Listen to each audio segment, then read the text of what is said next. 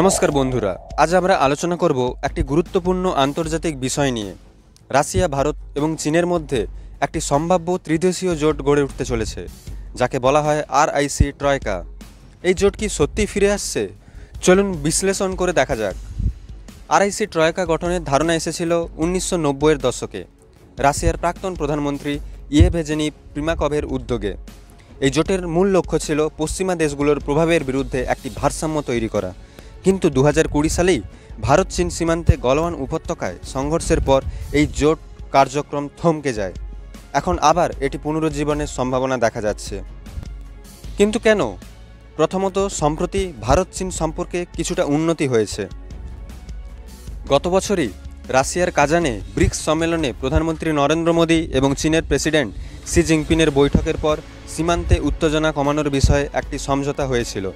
এছাড়াও 20 আগস্ট চীনের পররাষ্ট্রমন্ত্রী ভারতে এসেছিলেন, যা এই সম্পর্ককে আরও মজবুত করেছে।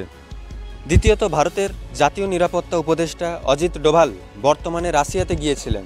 তিনি জানিয়েছেন যে রাশিয়ার প্রেসিডেন্ট ভ্লাদিমির পুতিন শীঘ্রই ভারতে আসতে চলেছেন। এই সফরে আরআইসি ট্রয়কা পুনরুজ্জীবনের বিষয়টি আবার আলোচনায় থাকতে পারে।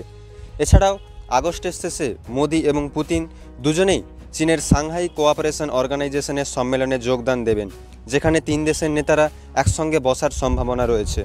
আর তৃতীয়ত, আমেরিকার প্রেসিডেন্ট ডোনাল্ড ট্রাম্প ব্রিক্স দেশগুলির বিরুদ্ধে প্রায় 50% শুল্ক আরোপ করেছেন। বিশেষ করে ভারত রাশিয়া থেকে যে তেল কিনছে, এর কারণেই এই শুল্ক। এই অর্থনৈতিক চাপ রাশিয়া, ভারত এবং চীনকে প্রায় একসঙ্গে কাজ করতে উৎসাহিত করছে। আরআইসি জোট পশ্চিমা দেশের বিরুদ্ধে একটি ডিপ্লোম্যাটিক শিল্ড বা কৌশলগত ঢাল হিসেবে কাজ করতে পারে। এই পরিস্থিতিতে ভারতের অবস্থান খুবই গুরুত্বপূর্ণ। ভারত চায় তার স্বাধীন বিদেশ নীতি বজায় রাখতে।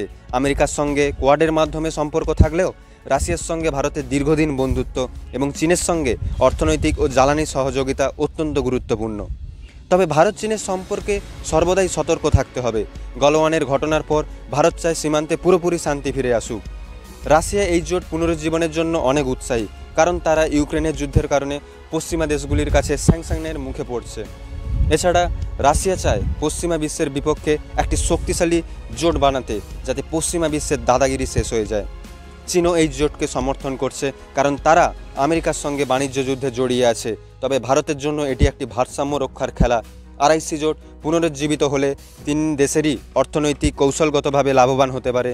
কিন্তু ভারতকে এটা নিশ্চিত করতে হবে যে চীনের সঙ্গে সম্পর্ক স্থিতিশীল থাকে, কারণ চীনের ওপর কখনোই আমরা ভরসা করতে পারবো না।